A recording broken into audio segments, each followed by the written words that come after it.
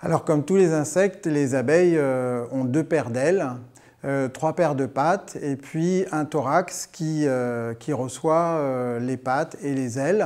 Donc elles sont de plusieurs tailles. Il y a des abeilles toutes petites qui font quelques millimètres jusqu'à la plus grosse qui est le xylocope, une espèce de grosse abeille qu'on voit sur la glycine au printemps, qui elle peut faire jusqu'à 2 cm de longueur. La durée de vie des abeilles est variable. Certaines abeilles ne vivent que quelques semaines, jusqu'au maximum qui est la durée de vie des reines d'abeilles sociales de l'espèce Apis mellifera. Et ces reines peuvent survivre jusqu'à 3 ou 4 ans dans leur colonie d'abeilles.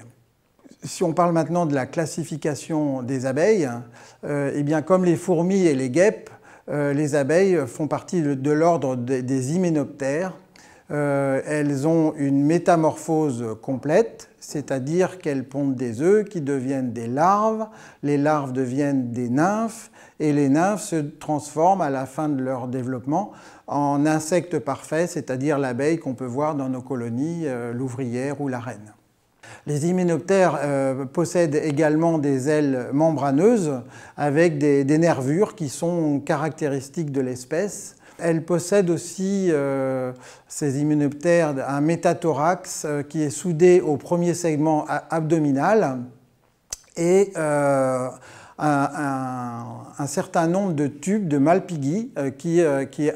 Ces tubes sont l'équivalent de nos reins et sont associés au système digestif des abeilles. Donc les abeilles sont des apoïdes. Alors pourquoi elles sont des apoïdes? Parce qu'elles possèdent un dard pour piquer. Elles ont de nombreux poils sur leur cuticule. Alors leur cuticule, c'est l'équivalent de notre épiderme, sauf que c'est fait avec de la chitine, quelque chose qui devient très dur. Et donc leur cuticule en chitine leur sert de squelette externe. Voilà, et c'est sur ce squelette externe que viennent s'attacher les muscles et les différents systèmes à l'intérieur de l'abeille. Les apoïdes font aussi un nid. Donc, alors, il y a des nids de plus ou moins sophistiqués, mais c'est caractéristique des apoïdes et des abeilles. Et enfin, les abeilles ont une langue qui souvent est longue.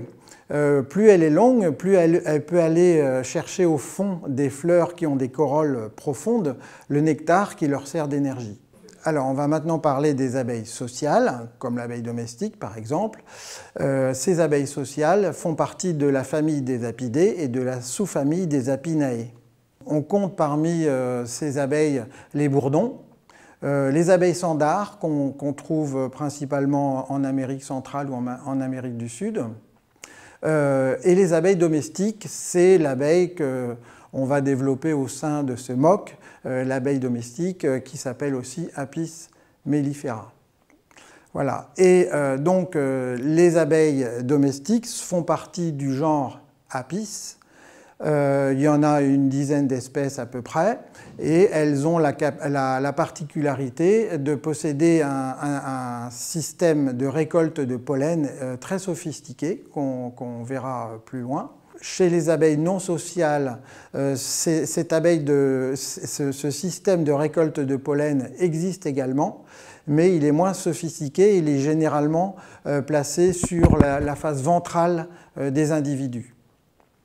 Voilà, et donc les apiculteurs utilisent cette abeille qu'on dit domestique, ou l'abeille mellifère, dont le nom d'espèce est Apis mellifera, et avec un certain nombre de sous-espèces qui ont été aussi très bien décrites dans la littérature.